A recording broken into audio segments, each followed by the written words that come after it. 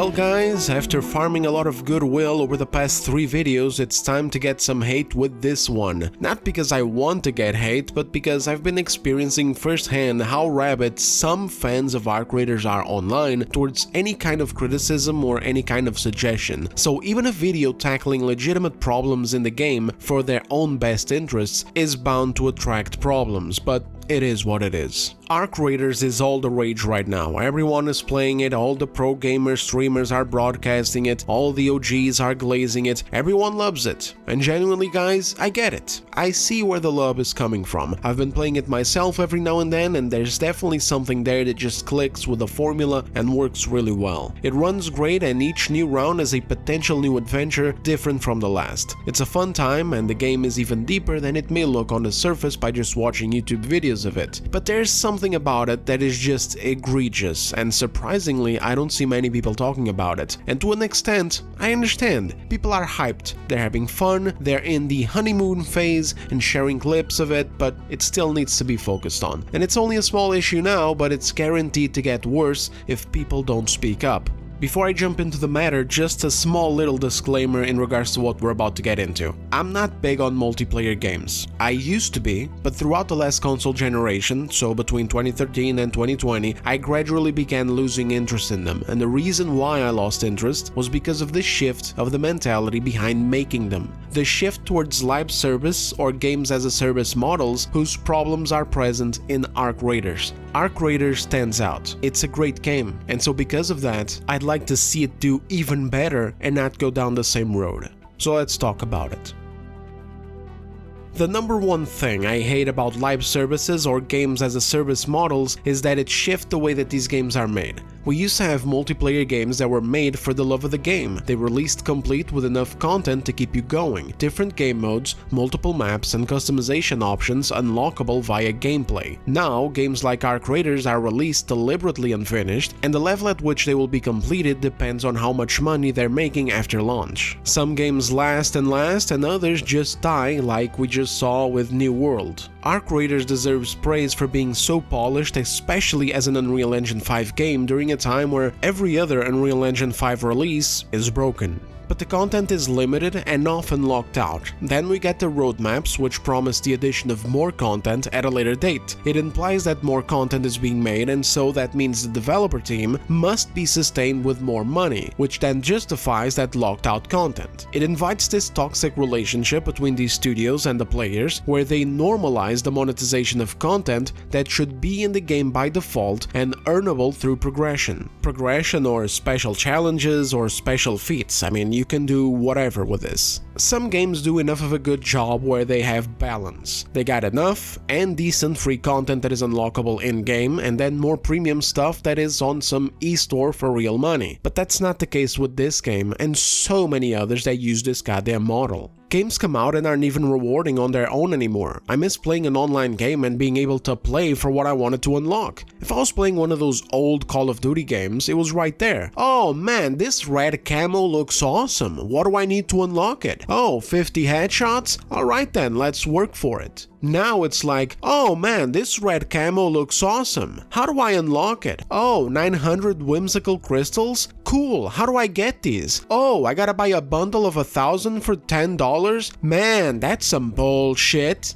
And that's another thing too. They don't even price them accordingly. It's always through these bullshit premium currencies, like the Golden Raider tokens in this game. Arc Raiders already costs $40, $60 for the deluxe edition. There's a couple of outfits and other cosmetic items like a backpack or a band-aid for your face, or a new haircut, or some new emotes that you can unlock via gameplay through leveling. Then there's this other blue currency that you get by playing that lets you unlock Raider decks, which contain some cosmetics too. But the problem with these is that they're grindy as hell. Getting the blue currency itself through finishing raids is already grindy, but then on top of that, let's say you got yourself about 100 blue tokens. You can't go and select whatever item you want from the Raider decks. You can only access the level 1 deck first and unlock more as you go. Why would they add this restriction for cosmetics on top of everything else? I don't know. There's two more things worth noting here. The items in the Raider decks are nowhere near as cool useful as the items in the e-store. And the very annoying thing about the grinding is that it's like it's designed for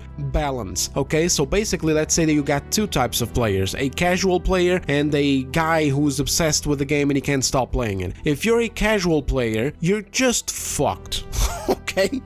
You are.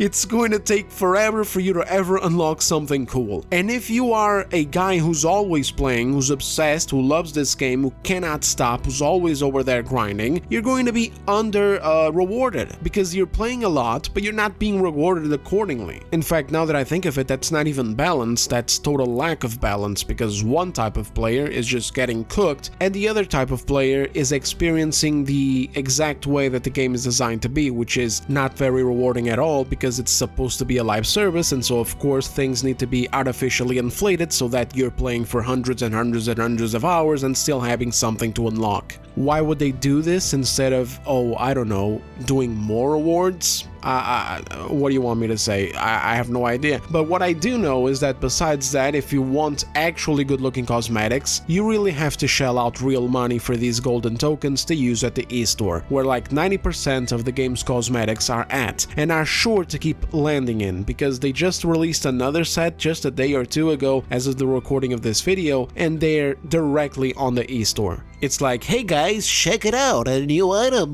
for the game, huh? And then it's like, $20 please. By the way, not for nothing, but I saw a guy in the comment section saying that parts of the outfit were lifted from another game of theirs, the finals. I can't confirm or deny this since I don't play that game, but what I can say is that some of the outfits on the e-store do look similar already to each other, and they're expensive regardless. They're selling outfits for like $10, $11, and these aren't even the most expensive ones. They got these full sets which sell at a discount rather than buying every cosmetic in them individually, and some of these go up to $20. A rule of thumb here, bulk discounts aside, which aren't really discounts, 100 Raider tokens usually translates to $1. This store makes Arc Raiders look like a fucking Ubisoft game.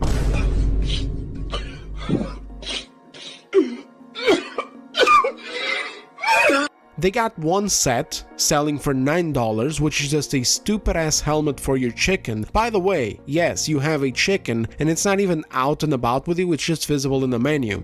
So one helmet for your menu chicken, an emote, and a tiny little trinket for your backpack. If you buy these individually outside of the set, the chicken helmet is $7, and get this, the emote is $4. $4 fucking dollars for an emote. I must be losing my goddamn mind. I must be having like some cataracts or some shit, because I surely did not just see that clearly. I surely did not just see this game trying to sell me an emote for more money than a pack of chicken nuggets. Like, are you fucking serious? Guys, what are we doing here? They legitimately looked at Ubisoft and what they're doing in their games with their over-monetized garbage, and they said, hold my beer.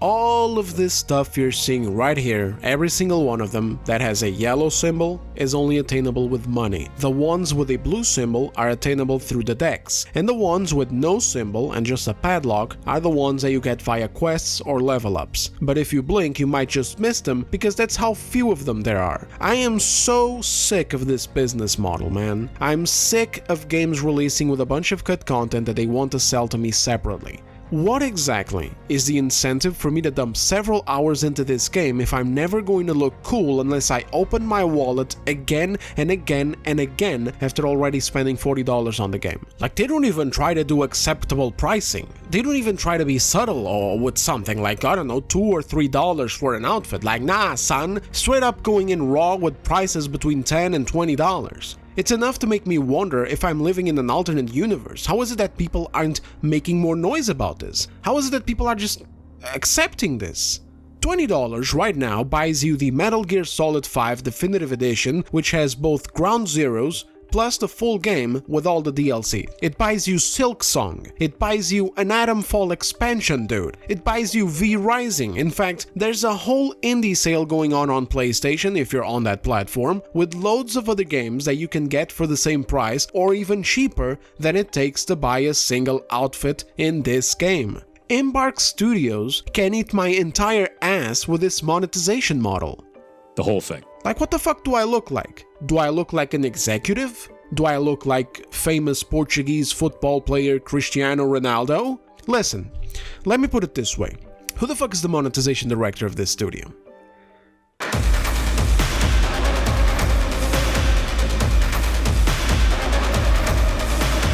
You know, I tried finding whoever it is, but I can't find any names tied to any roles of this sort. So I guess we're gonna have to go with Alexander Grondal, executive producer. Dear Alexander Grondal, do I look like your fucking dad?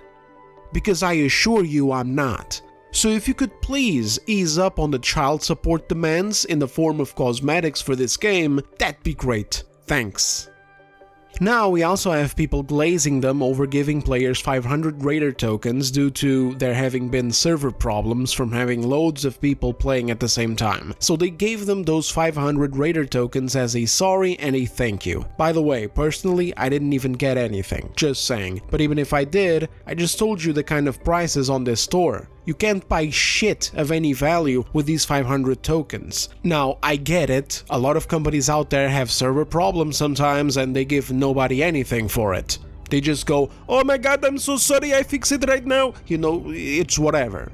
But are you seriously this easily impressed? Are you seriously this much of a corpo cuck that you're bending over backwards, glazing them for giving people 500 tokens? You wanna know who else gives people a few tokens? Just saying, by the way. Ubisoft. Ubisoft has a habit of offering new players a few Helix credits. In Valhalla, for example, it was 300. For 300 credits, you couldn't buy much either, but you were close enough to be able to buy something nice, so this was given as an incentive to get players to spend, to get them to get that ball rolling for the first time. Because if you buy once, you're probably going to do it another time. This is actually a very famous tactic from monetization experts. I don't know the name of the principle, nor do I have the source videos anymore, but I remember watching them way back when they were reported by, I believe, Jim Sterling. Way back in the days of rampant monetization in the games industry, where consultants went to events to teach investors and developers various tactics and psychological tricks to get people to spend money on microtransactions and other types of things along those lines. It basically circles around players always having a few extra credits on their balance. So if you buy a bundle of credits, ideally, no item costs as much as the bundle of credits. You either need a little bit more to buy the item that you want, so you need another bundle of credits, or you need the tier above that bundle, or you buy the item and you have a few leftover credits that then has a little psychological nugget on your head that says, well, I have these spare credits, they're basically wasted here, so now I may as well buy another bundle of credits so I can buy another item.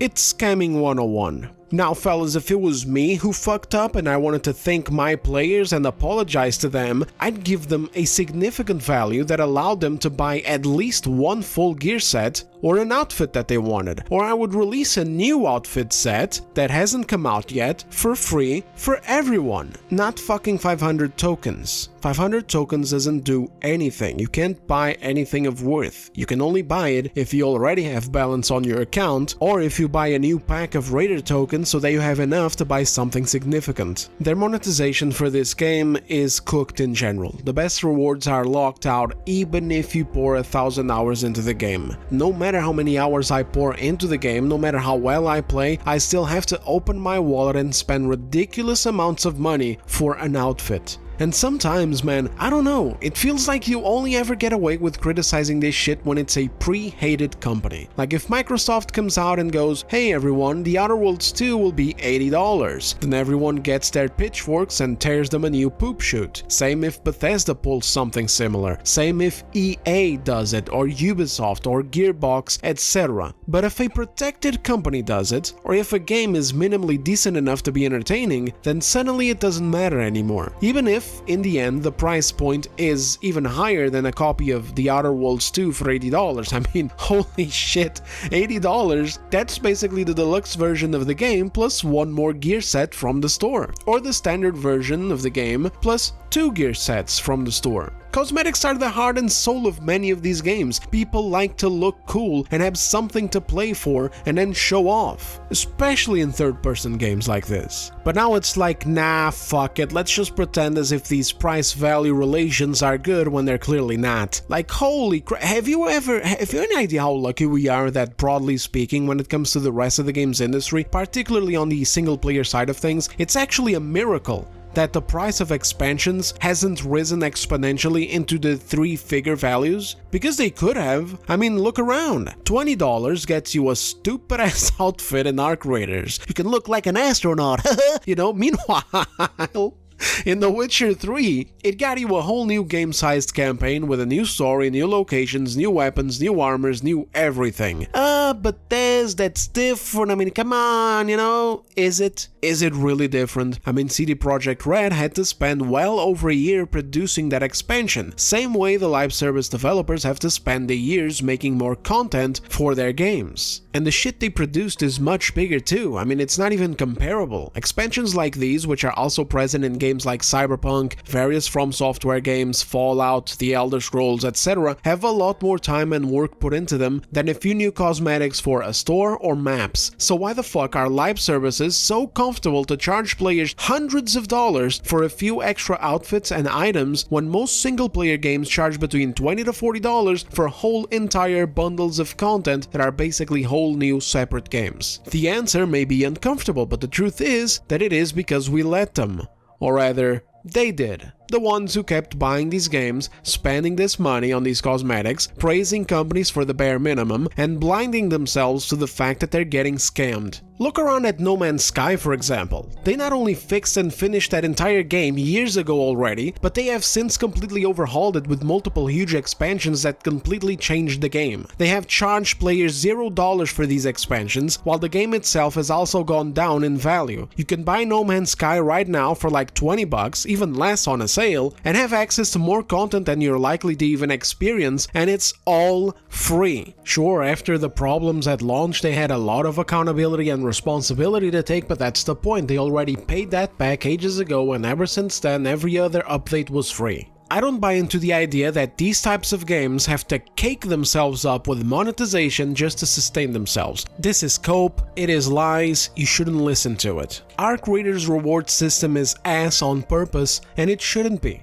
The monetization is predatory and it's unnecessary. And I really hope that when this stupid honeymoon period is over, people will wake up and demand better. Otherwise, well, I guess get used to paying $10 for a fucking jacket. I've also seen excuses about how the game is $40, so it's not full price. This is more cope from people who don't understand that they're being cooked. That's precisely why the game released at $40. They want to monetize it as if it was free to play, but they also want to make money through an admission price. They know that if they charge full price, it's not going to go well when there's more monetization hiding inside, so they go for the middle ground because, hey, maybe this way some morons will defend us in how cool we were for not charging $70. Well, congratulations to the developers. It actually is working. We even have another faction of morons coming out of the woodwork right now saying that this game should be Game of the Year. This shit? This is your Game of the Year. $7 for a fucking chicken helmet. We got this big streamer making a whole thing about it, urging people to go out and vote for it, make it the Game of the Year, make sure to go and outvote Expedition 33 and all the other games, and even engaging in more cringe about how multiplayer gamers are like oppressed minorities. Bitch, first of all, you're not minorities at all. The multiplayer industry is so big that these companies are comfortable enough to charge you money for a fucking rubber duck cosmetic to slap on a backpack. Second of all, the reason why most multiplayer games don't win GOTY awards is because most of them, in the last 10 to 15 years, are uninspired slop that totally threw stories and narratives out the window. They don't even try to make them anymore, and traded the feeling of satisfying reward structures for monetization and grinding so that their game's content and playtime can be artificially inflated. This isn't fun. This doesn't spark joy. Just roll the clip before I lose it. Dude, we got to make sure that this game wins Game of the Year, by the way. Do not let that Expedition game win Game of the Year. Do not let it. Absolutely do not. Us multiplayer gamers are the minority, okay? What? We are the minority being multiplayer gamers, but I believe we can win. I believe. You just need to tell everybody. I've never voted for anything ever, but I think I'm going to vote this year for this game. Democracy basically means government by the people, of the people, for the people. But the people are retarded. There it is. Bro never voted for anything, but he's about to vote for the first time on a fucking video game that sells you colors for real money. This is why gaming is cooked, fellas. We got fucking Mandark from Dexter Laboratory over here trying to shill for the 75th new extraction shooter in the market. Thanks, Chief. But anyway, before I derail again, let's talk about some solutions. Let's see what they could do to fix this while making even more sales. And then let's address the cope that's usually used as a response to that. Okay, so obviously the solution is more rewards through gameplay and less monetization, but beyond that I think we have a two birds with one stone kind of situation going on here. Because another whole thing that's going on online right now is this little fight within the community between people who want to keep the game exactly as it is and people who would like for the studio to add an optional game mode where it's PvE only, so a mode where players can't kill each other. I don't want to waste too much time on this topic and make this video overly long, so I'm going to speedrun some things. First, part of this is being heightened by the fact that being an asshole in ARC Raiders is very popular right now, as the main gameplay clips getting shared around and going viral are ones where clip farmers camp out exit points in the map. Exit points are the locations you have to go to, press a button, and wait about a minute or two until an elevator or a train or whatever arrives so you can safely exit the raid with all your loot. So these fine folk are camping near them, hiding in shrubs or buildings or crouched in the darkness, waiting for a player to show up, kill them, and then make them lose all their loot. It has gotten so bad that now there's even spawn campers as well, so people know where people spawn on the map in the middle of the raids, so now they're camping over there and waiting for them to come out. So some people are loading into the level and getting shot immediately.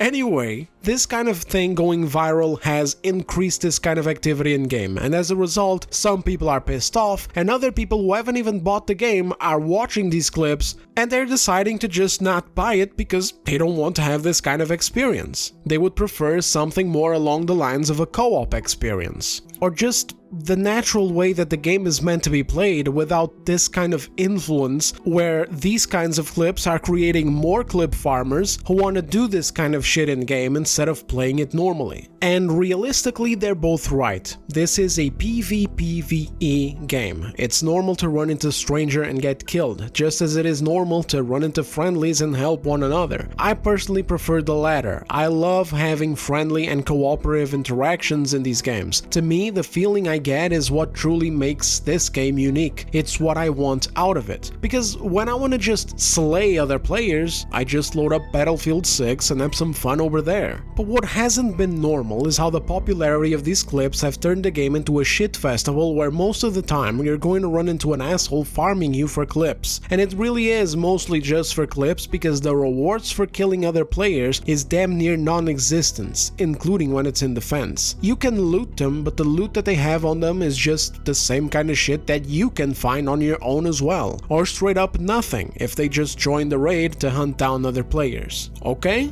So that's number 1. Number 2, the Arc Raiders community has been incredibly fucking toxic and retarded online. Like, I don't know if it's because it's Twitter, and so it's like a place that attracts the worst of the worst, but every time this discussion has been raised online, the comment sections are always packed with hostility. There's this YouTuber who makes these really nice videos comparing or pointing out small details in video games, and he made the fatal mistake of giving his opinion online that there should be a PvE mode for this game. As a result, he's been swarmed with salt in his comments. Salt, insults, and comments with just about the most obnoxious and disingenuous attitudes you could ever see. It's that bad, fellas. So anything at all that people suggest that would make the game better for them personally or that helps players in any way just turns into a shit show. Even things that are already in the game meant to help players are getting requested to be removed or nerfed, such as the free loadout kits. These free kits are, well, it's in the name. They're random kits that give you very low level gear for you to take on a raid just so that you don't go in naked in case you have nothing or just want to do a quest or some light raiding for basic resources. Sweaty ass Arc bros hate this because players shouldn't be able to spawn in without risking their own gear. Bitch, what if I don't have any gear left because sweaty ass clip farmers on Twitch keep exit camping me several rounds in a row? I don't understand the obsession some Arc players have of wanting to control how other people play this goddamn game. I don't understand what happened for so many of them to concentrate in this game. I don't even know why or what's so special about Arc Raiders that attracts them, but holy shit! It's like the AIM community and the movement community of games like Call of Duty, except these guys would be called, what's a good term for them? You know, what's like a good term for this kind of... Oh yeah! Retards! Free loadout kits are already nerfed. They spawn with no safe pockets, no good weapons, low ammo, and like 2 bandages and at most 1 shield recharger. 1 or 2 fights against some light arcs, or 1 against a hornet, and your resources are already in the gutter. And if you find another player, you're just dead. Like, what the fuck are you gonna do? Throw shoes at him? This guy right here had the exact problem, saying he was new to the game and kept getting robbed running custom loadouts, ended up having to run free ones to build up some resources. Average community response?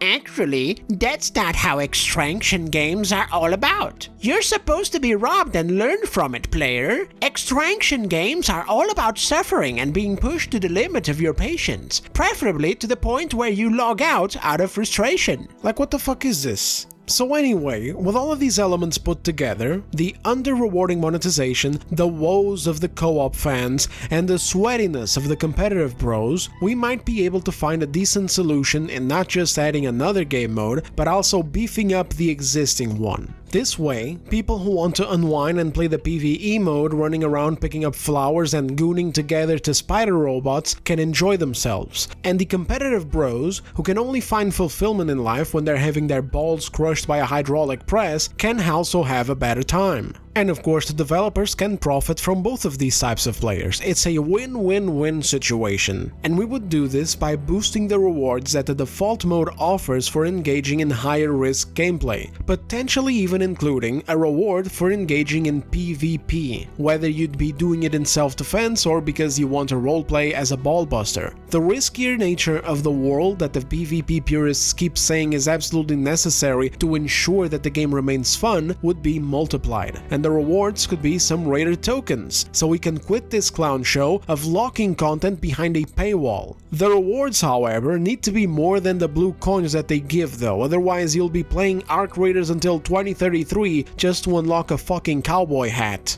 But this will only ensure that the PvPvE mode will skew towards PvP. First of all, this is a bit of a fallacy and I'll explain why later, but for now let's take it as it is. So what? They praise the risk and unpredictability to be a good thing. Now the risk is slightly higher, but the best part of it is the risk is rewarded. Also, if you get ambushed and you have to fight for your life against some camping asshole, then at least you get something out of it instead of just wasting ammo, because that's what always happens with these people. They load in to kill other players, so they're not even looting. So you kill them and then afterwards all you did was lose ammo, lose health, break your shield, etc. So, more rewards for the default PvPvE mode, especially some raider tokens for higher risk, higher reward gameplay. And then, for the players who are more into the co-op part of it, who have been playing the default mode and are looking for a bit of a change, they get a PvE mode where friendly fire between raiders is disabled. But this mode would need some changes too, because sometimes in the default mode you can roam around for a long time without ever encountering any robots. So on this one they should beef up the robot presence so that it would encourage players to find one another and cooperate by using flares or following the sounds of gunshots. Also disable free loadout kits for this mode. No chance of getting robbed anyway, so be encouraged to use your own resources. If it's hard to get around, that's all the more incentive for players to go out and find one another and cooperate.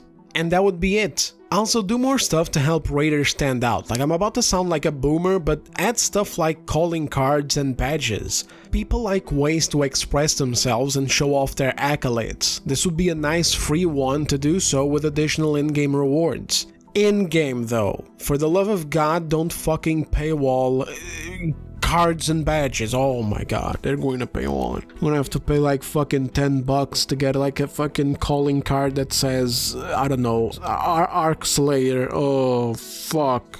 I'm sorry, positive vibes only in the December show. So if this works out, you'd have the unrewarding problem made better, you'd have a more exciting default mode, and an additional, totally optional PvE mode for other players. Now let's go into the counter arguments that people usually use. In conclusion, I'm just going to dust off some counter-arguments that I've been hearing whenever I suggested this. Some of them I already covered as I explained the suggestion. Another one though, and this is the big enchilada that is always brought up, is that this is bad and shouldn't be done because it will split the fanbase. All I gotta say about this is, it's delusional and ridiculous. If you have a game, and that game just totally crashes down and dies from a split fanbase because you added one more additional mode, then that game sucks already and isn't worth your time anyway. It's as simple as that. There's loads of games out there with several game modes. You can't honestly be telling me that Arc Raiders having 2 would kill the game. Also, didn't this sell like 2 million copies? What the fuck do you mean it's going to split the fanbase and die? Give me a break, guys. Oh my god. Think for a second. If anything, it would increase the player base because I've been seeing a lot of people asking for this, and others saying that they would buy it if it had this mode, since they're not into the PvP thing and they're sick of seeing those clip farmers. I understand the urge of wanting to say, well okay, go play something else then, because this game is actually this way. And I get it, but number one, the game is already playable that way, it just depends on people's temperament. Arguably, there may even be more people playing it this way if clip farming hadn't gone viral online. Number 2, it's an optional additional mode. People who love the dynamics of the default aren't going away. Number 3, players in PvE will likely transition to the default mode as they feel curious to see what it plays like, and vice versa. Players in the default mode feeling salty after getting farmed 3 times in a row don't have to rage quit the game anymore. They can just go unwind in the PvE mode for a few rounds before returning. Like literally, what the fuck is the problem with an additional option here? Are we seriously doing this? Go back to point number 1. You're not even altering the game. The game already functions this way. It's just that if you're a guy who prefers the co-op experience, you have a hypothetical 50-50 chance that you're going to have a good time or hate the game every time you find someone. And this is where that fallacy part comes in. The people who play the default mode like the psychological trick of not knowing how a player is going to react when they find them in the world. They assume that if you're a co-op enjoyer, you're just going to leave that mode altogether and you're only going to play the co-op mode, you know, the PvE only mode. And then the default mode is only going to have people who only want to do player versus player. They're literally forgetting themselves. They're forgetting all the other default enjoyers who like that element of surprise and who will keep playing that same mode alongside them, and of course the PvP people who really like to play these games for, well, PvP. The funny thing is that I only see these guys attacking PvE suggestions. Like, there's people out there also suggesting to remove PvE entirely. There's people out there suggesting that this game should be strictly PvP. but I don't see them getting attacked by these supposed balanced default enjoyers. The balanced default enjoyers only ever attack one kind of person, the kind of person trying to suggest a separate mode for the ones who just want to strictly play PvE. These people are making up doomsday theories of how the game is going to crash and die over goddamn nothing. Like it's just an additional mode, dude. Today I'm going to play PvE. Tomorrow I'm going to play the default mode, and then maybe I'll switch and I'll play PvE again, and then later on maybe I'll switch back to the default mode. Is this so fucking difficult to understand? Also, what happened to the usual excuses of, hey bro, it is what it is bro, it's an extraction shooter bro, it is what it is, this is how it's supposed to be played bro, you're only safe when you are on the loading screen out of the level, up until the moment that you are on the loading screen out of the level, anything goes bro, anything could happen bro, I could come up behind you bro and kill you bro, you know what I mean bro? Like what the where is this attitude toward right now? It's gone? Suddenly it's like, no, if you create a separate PvE mode, then only people who are going to remain in the default mode are PvP players. What happened to the bravado? You know, what happened to the ball sack? I thought you guys were chads. What happened? I swear, man, this is why I miss the good old days of gaming on PC with online games that had community servers. There was none of this useless online bickering and narrow-minded back and forth, and certainly none of getting mad at developers for whichever decision they make. You know, instead of being mad at them for things that actually matter, like all the monetization. You want a PvE mode? Easy. Some random dude named Igor from Bulgaria or some shit would open up a server for it, and somehow your ping would still be low enough to let you play. Why? Versatility and fun being chief among game developers' concerns, instead of monetization. Like, you have no idea how many different game modes a game like Counter-Strike had thanks to community servers across the globe. There was this jailbreak mode I loved to play. You'd literally play as an inmate in prison maps, and the guards were, you know, other players giving you orders and challenges via voice chat, and you could of course rebel against them at any time. Some even snitched.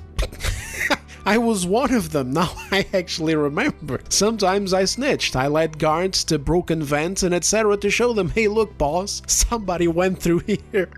There was a mode where all you did was climb. There were servers hosted by players that literally had maps which were mountains and obstacle courses for players to climb, with nothing but a knife in their hands and zero friendly fire enabled. Did it break the game? Did it split the fanbase of the shooter video game? Did it kill the PvP spirit? Did people disappear and start playing only those modes or whatever the fuck, and then they never went back to the default mode? Of course not. It only made these games better. You want to climb? Go climb. You want to surf? Go surf. You want to play a death run where there's a team that runs obstacles and another team activates traps? Go do it. You want to play massive maps with 16 players versus 16 players? Go for it. You want to play mini aim maps that were like 5v5 at most? Do it. You want to play the infamous pool map where everyone spawns right in front of one another and it's a goddamn mess? Do it. Do anything you want, no questions asked, no bickering online, and no weird theories where suddenly one additional mode is going to just kill the game. Like, what are you guys talking about? This game could have PvE right now, and I'm telling you, I would still play the default mode, because I like the unpredictability. I just don't want the fucking unpredictability every goddamn time, brother. Now we gotta get into full-blown rage-outs online over a fucking suggestion of one extra mode. Meanwhile, not a single inkling of fire towards the predatory monetization schemes from the developers. Man, video games really are something, aren't they? Anyway, that's the end of my rant here. I hope you guys enjoyed my controlled mental breakdown today. Thank you very much for watching. Let me know your thoughts down in the comments and have yourselves a great weekend. I'll see you on the next one. Let me know down below if you're playing this game and what do you think about it. Take care.